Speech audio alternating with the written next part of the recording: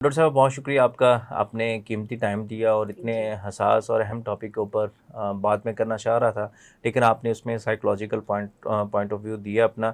जाने से पहले मैं चाहूँगा कि कोई पैगाम हमारे नाजरीन के लिए, ताकि कई सना यूसुफ जो बनना चाहती हैं उनके लिए, जो नहीं बन पाएंगी, जो घर से अपने ख्वाब नहीं पूरे कर सकेंगी सिर्फ इस एक वाक़े की वजह से, उनके लिए अगर आप कोई पैगाम देना चाहें तो हमारे।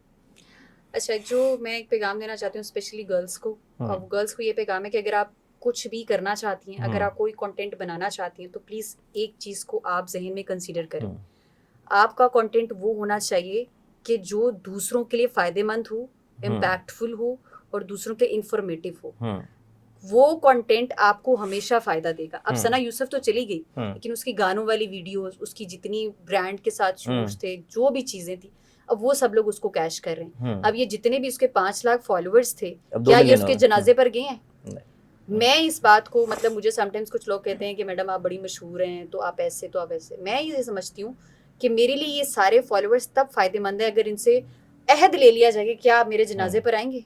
इनमें से मेरे भी लाखों फॉलोअर्स हैं, ये बिल्कुल मेरे जनाजे पर नहीं आएंगे। तो अल्टीमेटली ये चीज़ें मैटर नहीं करती। मैटर ये करती हैं कि आप पीछे लेगेसी कौन सी छोड़ के जा रहे हैं।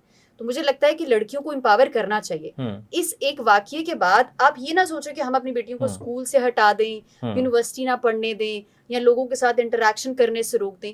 आप बल्कि ये सोचें कि हम अपनी बेटियों को इतना एम्पावर्ड करें, उनको इतना स्ट्रांग बनाएं कि उनको ये पता हो कि हमने राइट डिसीजन कैसे लेना है।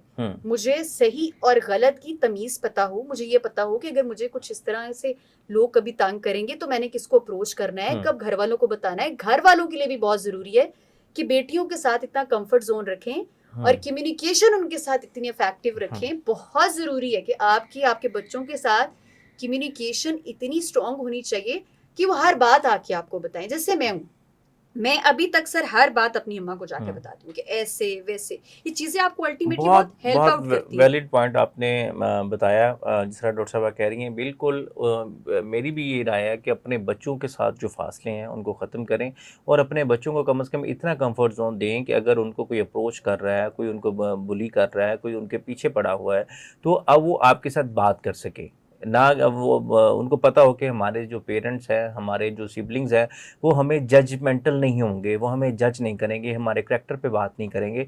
तो उनसे बात करें, अपनी बेटियों से बात करें, अपने बेटों को बताएं कि हाउ टू डील रिजेक्शन, कि अगर उनको कोई रिजेक्ट करता है, अगर वो कुछ करना चाहते हैं, वो नहीं कर पा रहे, तो उनको इमोशनली इतना स्ट्रॉन्ग करें, उनसे बात करें, उनको समझाएं, उनको डील करना सिखाएं कि ये ज़िंदगी जो है ये सोशल मीडिया की ज़िंदगी से मुख्तलिफ है। हकीकत में ऐसा नहीं होता जैसा कि सिद्धू मूसेवाला के गानों में दिखाया जाता है।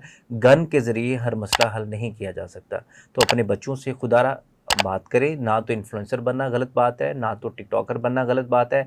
हाँ, ये ज़रूरी है कि आप अपने बच्चे पर नज़र रखें कि वो किस तरह का कंटेंट बना रहा है, वो किन लोगों के साथ मिल रहा है। तो अच्छा कंटेंट बनाएं ताकि दूसरों का भी फ़ायदा हो और आपका भी फ़ायदा हो। डेफिनेटली इससे इसमें बहुत पैसा भी है। बच्चे अपना शॉर्टकट देखते हैं, इसमें करियर बनाना चाहते हैं, लेकिन उनके ऊपर नज़र रखें, उनसे बात करें। आज की पॉडकास्ट से इजाज़त दीजिए, फिर हाज़िर होंगे एक नई एपिसोड के साथ। अल्लाह ने के बाद।